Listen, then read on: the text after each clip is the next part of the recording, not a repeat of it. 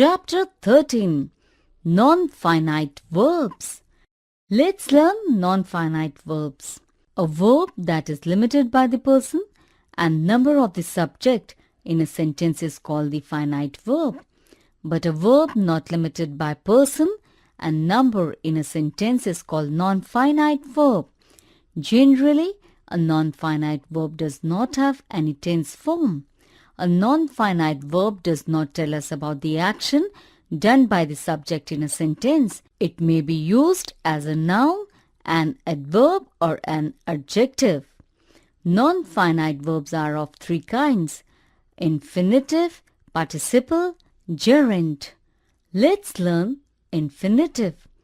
An infinitive is a verb that acts dependently as separate part of speech in a sentence. As explained, it has no influence of the subject of the sentence and its form does not get changed by any change of tense, subject or main verb in the sentence. It is usually formed by a base verb preceded by the word to. For example, to play, to talk, to hear, etc.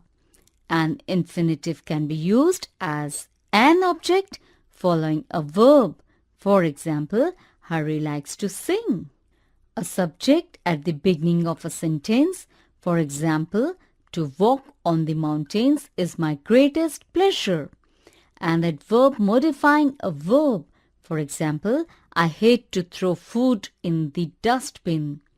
An adjective modifying a noun. For example, she has the talent to win. Omission of infinitive. We usually put to before an infinitive verb. This is why the infinitive is also sometimes called to verb, but in some cases we use the infinitive without to. An infinitive without to is called a bare infinitive. Some of the examples of infinitive in which the word to is omitted after then and but. For example, everyone seemed to be more amused than disturbed. The birds did not seem frightened but chirped softly. After modal auxiliary verbs like will, would, shall, should, can, could, may, might, could, must, etc. For example, she must go now. She can eat now. It might rain today. After other verbs like let, make, bid, dare, need, etc. For example, let me handle the case. They made them work hard. Remember, help or dare can be followed by infinitive with or without to. For example, he helped me lift the box, or he helped me to lift the box. He dared do the stunt, or he dared to do the stunt. Let's learn participle. A participle is a word which is partly a verb and partly an adjective. There are two forms of participles, present participle and past participle. A present participle is the ing form of a verb. It indicates an action that is going on or is incomplete.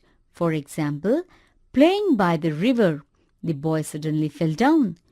We talked to a farmer driving a bullock cart.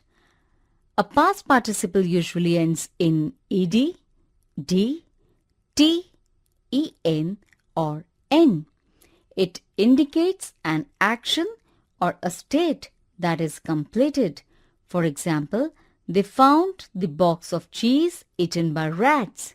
Stopped by the police, the thief tried to act innocent. Apart from present participle and past participle, there is also a perfect participle. It represents an action completed sometime in the past. For example, having arrived at the station, we breathed a sigh of relief. Having given the command, the general marched away. Remember, the past participle when used as an adjective is in the passive voice. The present participle when used as an adjective is in the active voice. For example, many of his paintings show the setting sun, active. The torn sheet was flung aside, passive. Use of participle to join sentences. We can combine two sentences using participles. The sentences are combined. When both the sentences have the same subject, for example, she ran out of the room. She was screaming. She ran out of the room screaming. When the object of the first sentence is the subject of the second sentence, for example, he saw a cat. The cat was chasing the mice. He saw a cat chasing the mice.